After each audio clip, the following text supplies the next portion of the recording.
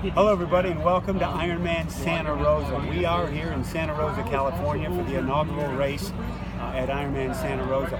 I've got a very special guest. I'm Mike Reilly, everybody. How you doing? I've got a very special guest with me today that's doing the race on Saturday. And of the 2,000 people, her story is quite amazing. And you know how I always try to throw inspiration your way, and some of the inspiring stories that come my way I want to pass on to you so that you can get through the day-to-day struggles of life. You can get out there and get that training done. You can get to that finish line, and we all need that motivation.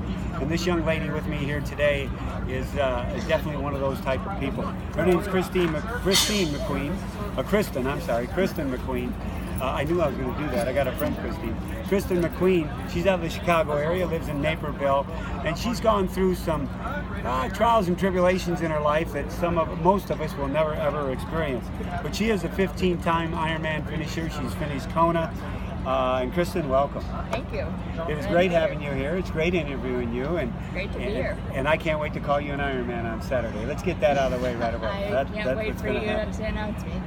Kristin has gone through 6 neck surgeries, rounds of radiation.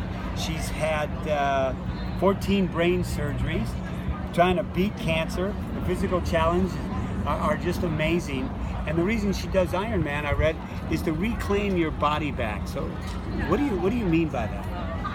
So with cancer and with all the complications that I've had, it's so out of your control. And I race for the American Cancer Society to raise money for them. And so that's always my go-to when I struggle to get up, struggle to get going during the day or have a rough day. Training is my go-to, it's my constant. And by racing for the American Cancer Society, I make it bigger than me. So I've been able to focus on training, focus on something bigger than me. And Ironman, though it seems so out of reach for so many people, for me, it's always been a constant. So I get up and I try to swim, or I get up and I try to go to spin class, or I try to run. And that helps keep my body strong. It helps keep my body healthy I should say. But it gives me mental focus as well. Instead of curling up into a ball of depression, it helps me kind of just keep going every day. And we have so many athletes out there that I hear from that go through the struggles of the mental side of everything in life.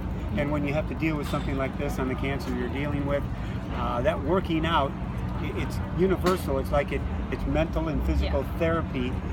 Instead of sitting in front of a doctor or sitting with somebody, you're kind of doing it yourself. Yes, absolutely. It's definitely my therapy. I'm very spiritual. I'm not a church person, but I use it as my kind of prayer time, spiritual time as well. So I call it my God time. So I get out there and I kind of work through everything that I'm going through.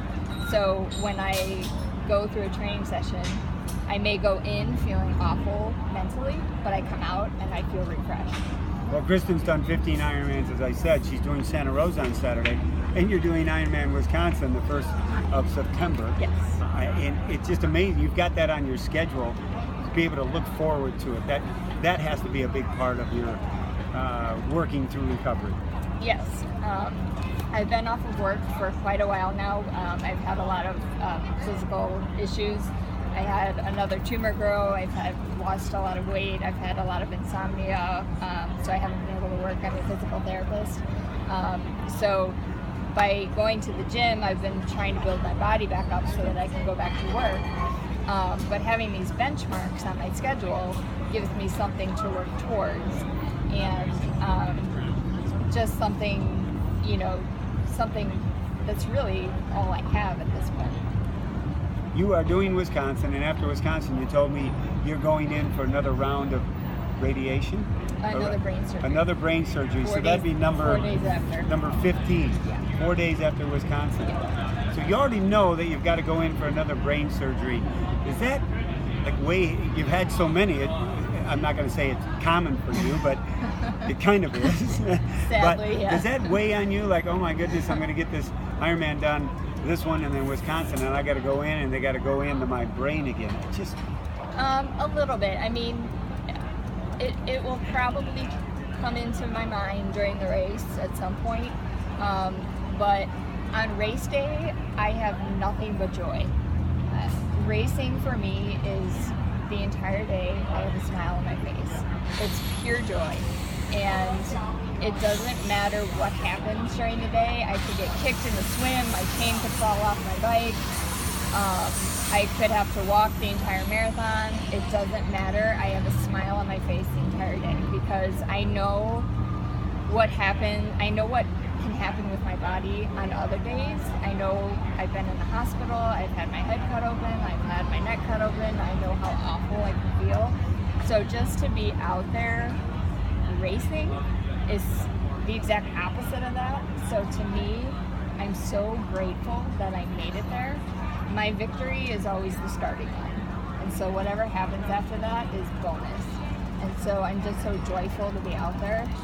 It's just pure joy. That's actually beautiful. And I'll tell you what, Kristin, you just gave probably some of the best advice you've ever heard and I've ever heard about an attitude on race day and what it's all about. And any first timer out there, you think about doing an Ironman, I'd replay this back and listen to what Kristin just said about the attitude on race day and how you're gonna, the start line is a big part of it.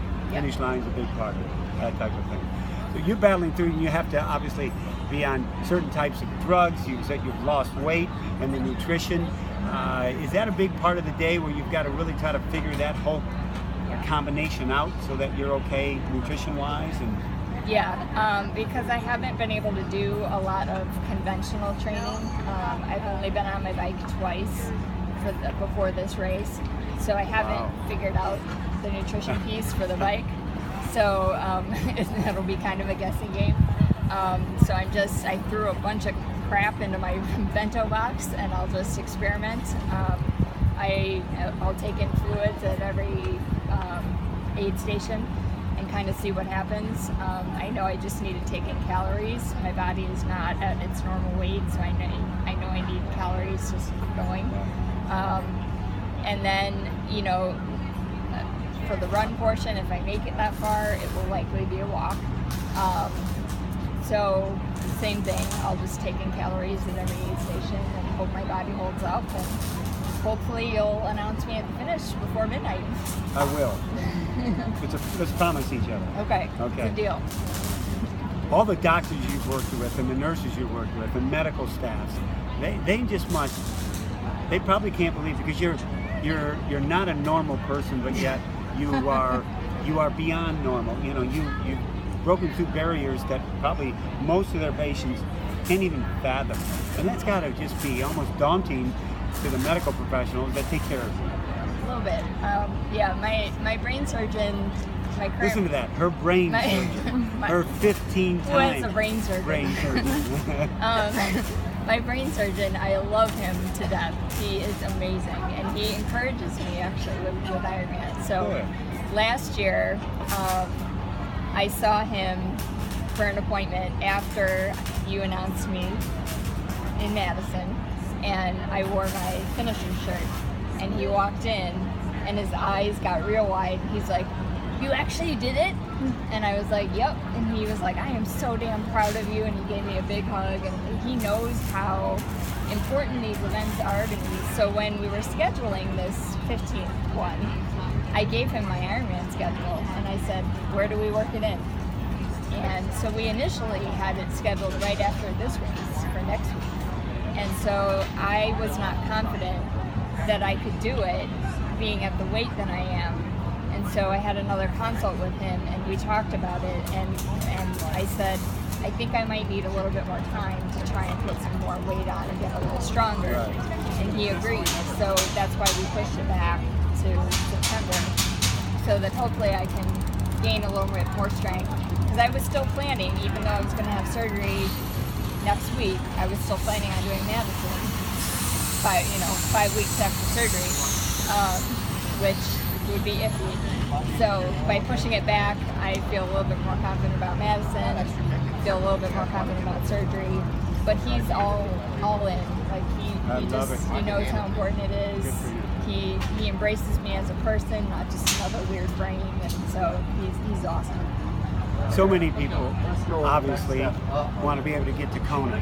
They want to be able to get to that island and race the world's greatest race. And 2 years ago, you had the opportunity to do that. Yeah. Give everybody out there your feelings and what you were thinking in the process that you went through mentally coming down Ali'i Drive to that finish line, to the world's greatest finish line. Oh my God, I'm tearing up just thinking about it. So I got in through the legacy program, and that is burned into my brain. And I told myself as I turned down Ali'i Drive and I started to hear the crowd, and I didn't see the finish line yet, but I stopped and I said, I actually physically stopped and I said, soak this all in right now, because this is probably the only opportunity you're ever going to get to do this. And so I stopped and I soaked it all in, and then I turned the corner for those final 2 blocks, and it was so amazing. I can't even describe it. It's like a regular Ironman finish times 1,000. I mean, I couldn't even find, I had a group of, I don't know how many people I had there, 8, 10. They all had matching shirts and giant heads and signs and posters, and I couldn't even find them. It was, the finish line was so wild.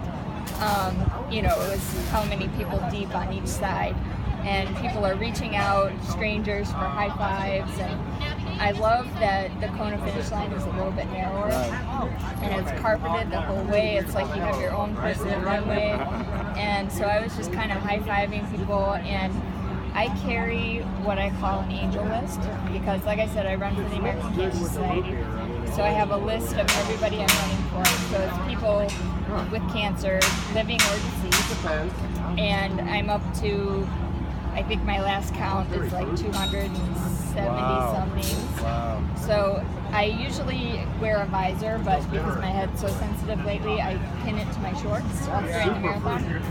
But for the finish, I unpin it and I hold it up across the finish line, which I did. And so I had unpinned it, and when I got across the finish, when I got towards the finish in Kona, my first thought was, oh crap, it's elevated, please don't trip. And you're not the only one that thinks that. So I was like, don't face plant in Kona.